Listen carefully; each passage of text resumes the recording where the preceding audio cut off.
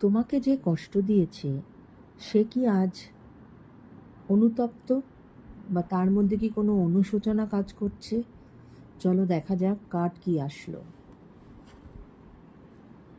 Death card.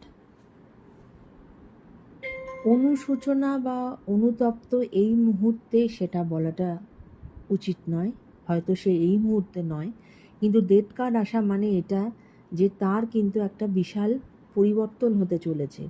তার যে negative side, negativity, সেটার কিন্তু একটা এন্ড হতে চলেছে এবং নতুন করে তার কিছু একটা বিগিনিং হতে চলেছে। তাই এটা ধরা যায়, এটাকে রিবার্থেরও কার্ড বলা হয়।